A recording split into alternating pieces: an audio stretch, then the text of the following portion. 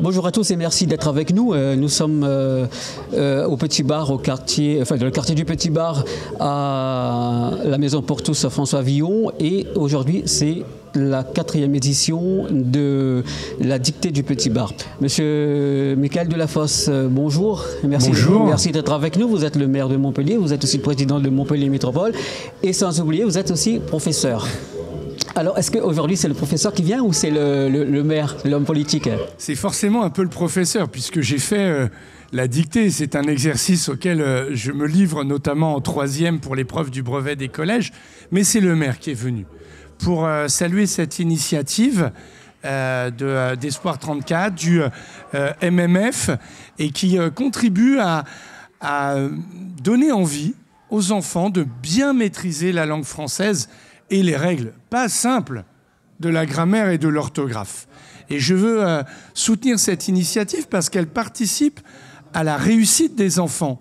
Et elle dit que le chemin de réussite, eh bien, c'est l'effort par le travail, à l'école, en dehors du travail. Et donc j'ai eu le privilège de donner la lecture des premières phrases de la dictée devant un public, je le dis, très concentré, ce qui est très appréciable. Et donc bravo à tous les enfants et aux parents. Un texte de Grand Corps Malade qui est un slammer que nous aimons énormément à Montpellier, puisque, je veux le dire, lors de l'hommage à Samuel Paty, il avait lu un extrait de la Déclaration des droits de l'homme et du citoyen.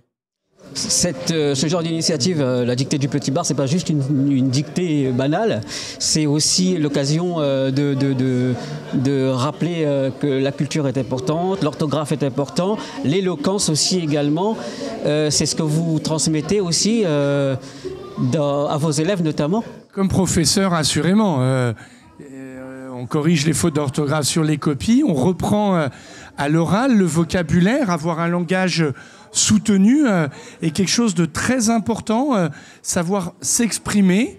L'éloquence, c'est savoir argumenter, écouter la parole de l'autre, opposer argument contre argument, dans le respect. Il vaut mieux chasser les gros mots de son vocabulaire pour manier la langue. C'est un facteur important. C'est aussi une manière de lutter contre la violence. La vulgarité est une forme de violence.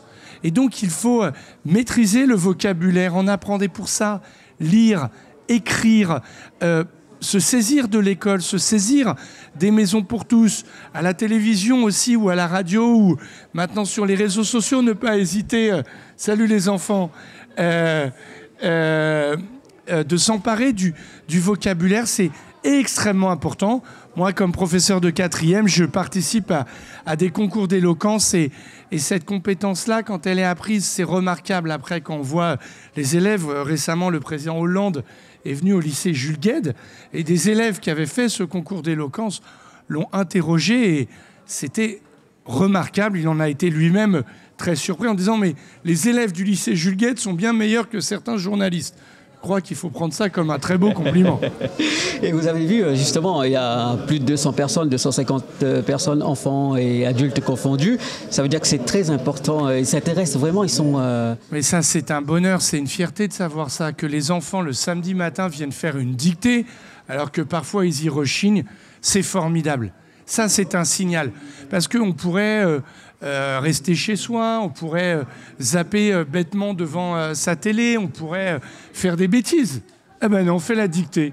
On est ensemble, autour d'un texte de Grand Corps Malade, autour d'une langue qui est magnifique, qui est célébrée de par le monde, la langue française, la francophonie, parlée en France, bien sûr, mais au Maghreb, en Afrique subsaharienne, au Sénégal, par d'ailleurs de grands écrivains comme Achille Mbembe, ou en Amérique du Nord, au Québec. Mais récemment, le chef de l'État, le président Emmanuel Macron, était en Louisiane pour rappeler que la langue française était présente. Et dans 30 ans, le français sera la 3e langue la plus parlée au monde, avec l'anglais, le mandarin et le français.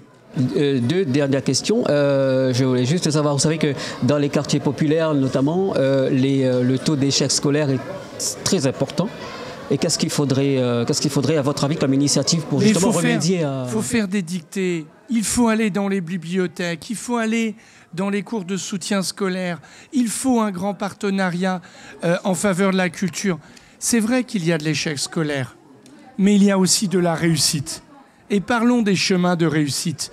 Ces jeunes gens qui par l'école, qui par les associations, aujourd'hui sont dans les universités, sont procureurs de la République, sont entrepreneurs. Et ces chemins-là, valorisons-les. Et disons qu'il y a...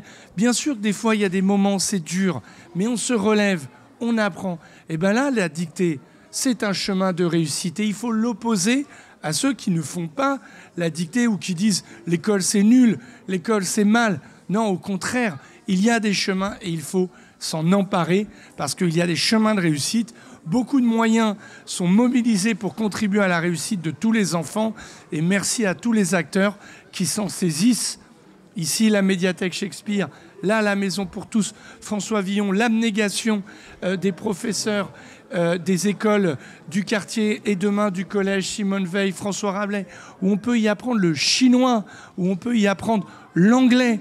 Bon, allez, on retrousse ce manche à l'image de tous ces enfants qui sont venus faire la dictée ce matin. C'est formidable. Il y a plein, dans les écoles de centre-ville, il n'y a pas de dictée le samedi matin. Il faut le dire. Et bravo aux enfants qui sont venus faire dictée le samedi matin. C'est ça, le chemin de réussite. Enfin, il faut être conquérant et pas fataliste. Et dans les quartiers populaires, la réussite, elle est possible. Bien sûr qu'il y a des fragilités, mais il y a une abnégation qui est aussi un chemin de réussite. Merci beaucoup. Merci à vous, merci à Kaina TV. Et moi, je cours parce que, comme maire, mon agenda est très chargé. Mais quelque chose me dit qu'au conseil municipal, dans 20 ans, je retrouverai, ou le maire, ou madame la maire de dans 20 ans, retrouvera des élèves qui ont fait la dictée. C'est comme ça qu'on construit la réussite. Comme Sofiane Mansouria, qui est un enfant de ce quartier.